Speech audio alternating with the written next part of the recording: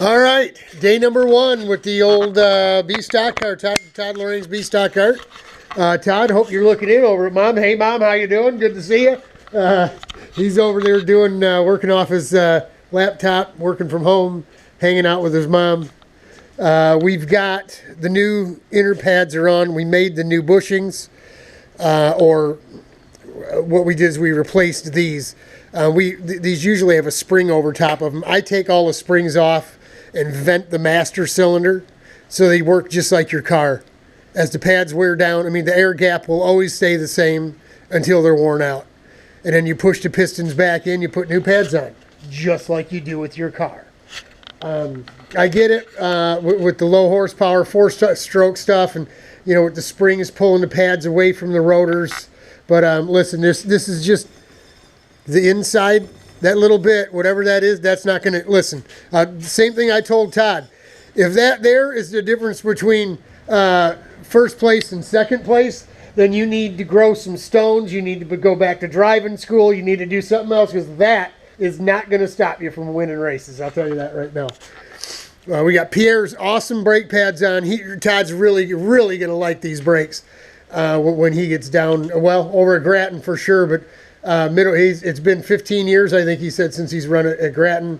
Mid-Ohio, when it's time to go racing, he'll have good confidence in his brakes. They'll be the same every time, full time, for a long time, the whole 9 yards. So it's a little after 7:30. Been out here all day. Chuck was here today. Hey Chuck, what's up? He broke my saw blade. So since he broke it, he had to go buy the new ones. I gave him the money, and he went and bought us a couple new blades, but he had to go take off and deal with the traffic out there.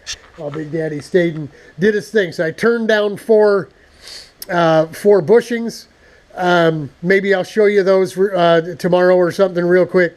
But just wanted to get it all set up. It did new spacers on the stub axle inside. Got everything ready to drop cotter pins in. We just have to remove the old pads, put the new pads on, and then we took measurements. 705 thou was this stack of shims. Look at all the shims, man. Look at all those shims. That could be enough. I mean, a go-kart shop, it doesn't stock that many shims, you know what I mean, to sell. So we're going to make, hopefully, one big piece of aluminum. Because it's self-adjusting, you'll never have to pull shims here. You'll never have to change washers or shimming the rotor to get it closer to here, because everything is going to adjust by itself.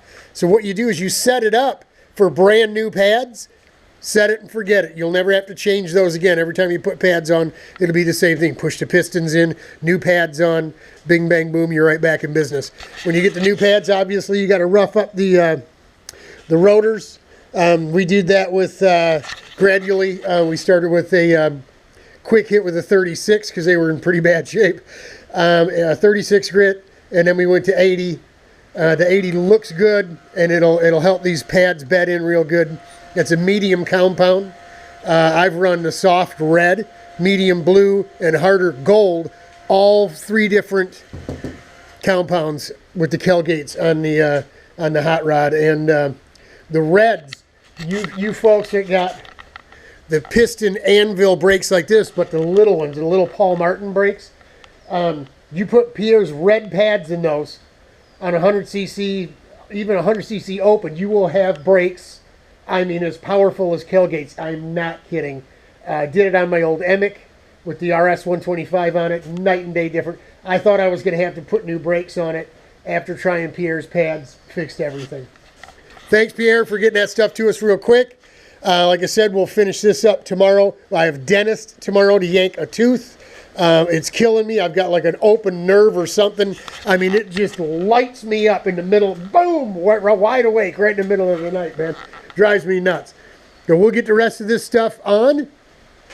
Cotter pins in. Front will be done. Rear brakes, he sent us the wrong pads. He just took a guess. Because I couldn't get him a picture of the rear caliper from Todd. So he sent Willowwood pads, but they're a different model.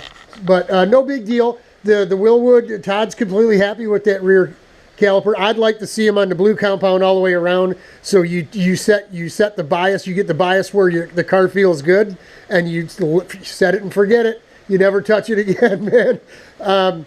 But that's it. We're off to the dentist tomorrow late in the afternoon.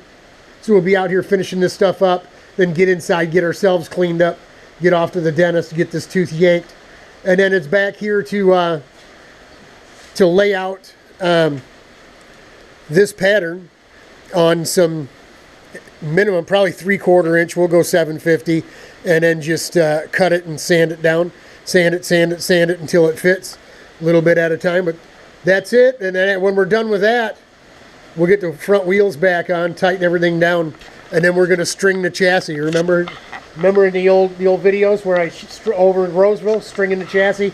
We'll get this bad boy nice, straight, and square, so she's not dog tracking. Everything's tuned in, and he'll have a hot rod ready to go. Shake it down, test it at Grattan, saving it for Mid-Ohio.